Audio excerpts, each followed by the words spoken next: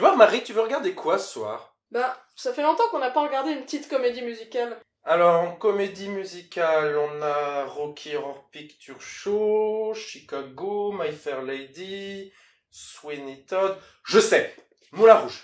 Oh pitié, non, je déteste Moulin Rouge. Attends, t'adores les comédies musicales, mais t'aimes pas Moulin Rouge? Ah non, mais carrément pas. Hein. Si tu veux, je peux même te faire un argumentaire en 3 points pour te prouver pourquoi c'est de la merde. Ok, je te le défonce, moi, ton argumentaire.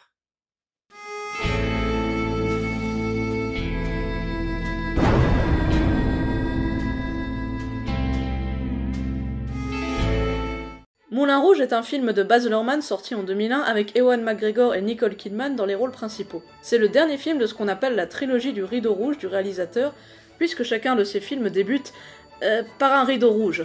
On y suit l'histoire de Christian, jeune écrivain désargenté qui tombe amoureux de Satine, danseuse et courtisane au cabaret Moulin Rouge. Christian se propose d'écrire un spectacle dont Satine serait la star. Mais le show est financé par un très méchant duc, lui aussi amoureux de la danseuse. Tout ce petit monde va donc s'aimer et se déchirer sur fond de reprises de musique pop. Premier point. La réalisation.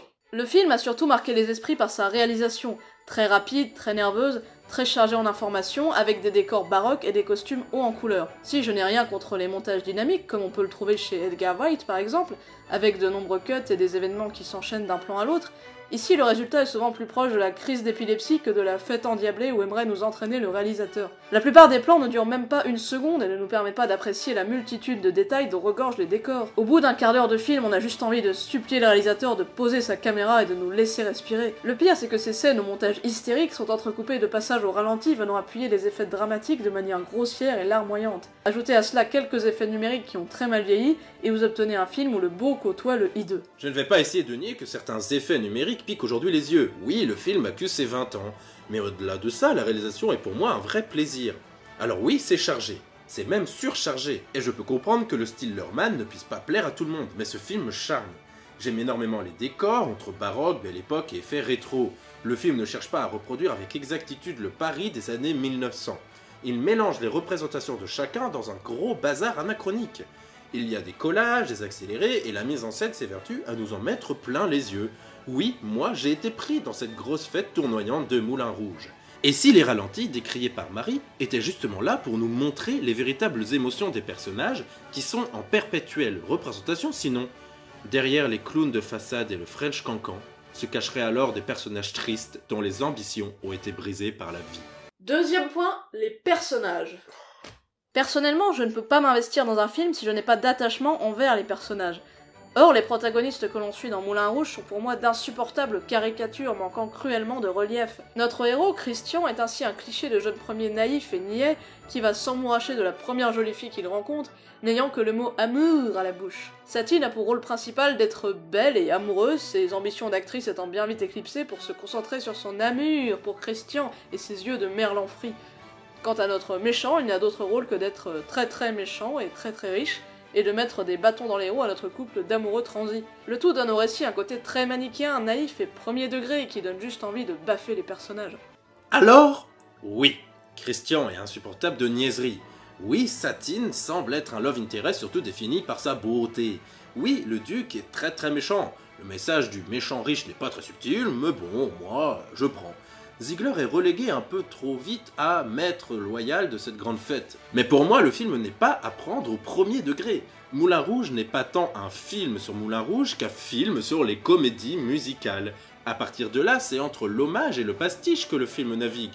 Luhrmann est totalement conscient de ces personnages car ils sont pour lui le b.a.-ba de la romance musicale. Un jeune premier tout mimi qui parle d'amour sans le connaître, une jeune demoiselle à sauver des griffes d'un très méchant. Est-ce que c'est sexiste? Oui, le film appuie sur le fait que ça l'est pour le dénoncer. Satine est plus qu'un simple objet de désir, c'est une femme qui a une volonté de carrière mais qui a été vendue comme marchandise. Dans le film, elle est malade, brisée, elle n'a plus goût à rien. Son histoire d'amour, c'est sa seule échappatoire à ce monde gouverné par des hommes qui n'en veulent qu'à sa beauté et à son argent. Alors je ne vais pas de faire ce film une grande fable féministe et anti-patriarcale, ce serait vraiment abusé, mais je pense que le seul personnage qui a conscience de jouer dans un film, c'est Toulouse-Lautrec, qui nous parle souvent comme des apartés pour nous expliquer comment avance l'intrigue. Lui comme nous savons que ceci n'est qu'une histoire. Et enfin, troisième point, la musique. Quoi? La musique est peut-être l'aspect le plus important de ce film, qui est pensé comme une comédie musicale. Mais Luhrmann a fait le choix très curieux d'opter pour des reprises de musique pop moderne, avec l'ajout de 2 chansons originales seulement. Le résultat est parfois réussi et certains arrangements fonctionnent bien, mais l'ensemble manque de cohérence artistique. Qu'a voulu faire Baz Luhrmann? Une comédie musicale? Un pastiche? Une succession de clips? Le choix des chansons pop reprises semble ainsi aléatoire et n'offre pas au film une couleur musicale claire. J'aurais préféré avoir une bande-son composée uniquement de musique originale, les quelques compositions originales du film étant d'ailleurs assez réussies. À cela s'ajoute la voix d'Ewan McGregor, puissante certes, mais beaucoup trop appuyée, y compris dans les passages censés être dans la douceur et dans l'émotion. Désolé Ewan, je t'aime d'amour, mais là, tu en fais trop. Mettons-nous d'accord sur un point, Ewan McGregor est insupportable quand il pousse la chansonnette. Il hurle comme un veau pour essayer de mettre de l'émotion.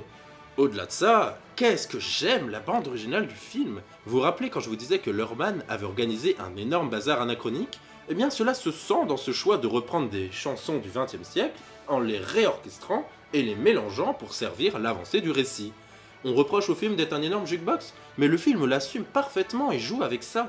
Je ne vais pas lister toutes les chansons du film, mais je vais vous citer 2 séquences que je trouve particulièrement marquantes. Il y a premièrement cette reprise tango de Roxanne où un homme avec une voix proche de Tom Waits donne de l'intensité, c'est beau et c'est fort.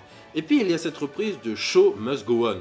Inutile de vous dire en quoi cela s'inscrit parfaitement dans un récit comme celui de Moulin Rouge, mais c'est fort, c'est intense et c'est désabusé. Non mais j'avoue, c'est pas si mal que ça, oui. Non mais j'avoue aussi que les problèmes que tu as soulevés, c'est des vrais problèmes. Et vous, qu'est-ce que vous en pensez? Dans la description de cette vidéo, vous trouverez un lien vers un sondage où vous pourrez nous dire si vous aimez Moulin Rouge ou si vous n'aimez pas Moulin Rouge, et on saura ainsi lequel d'entre nous a gagné ce petit argumentaire. J'espère que ce nouveau format vous a plu. Dites-nous si vous voulez voir plus de pour ou contre sur la chaîne. Nous, on a bien aimé ce petit exercice. On aimerait s'excuser car ça fait un petit moment qu'il n'y a pas eu de vidéo sur la chaîne. Il s'avère que j'ai eu un petit problème technique, mon ordinateur est mort. Du coup, malheureusement, on n'a pas pu monter et sortir de vidéos, mais ne vous en faites pas, de nouvelles vidéos devraient arriver très bientôt. Si vous avez aimé, si vous voulez nous soutenir, comme d'habitude, vous pouvez liker, commenter, partager, vous abonner. Et on vous dit à très bientôt dans l'instant T.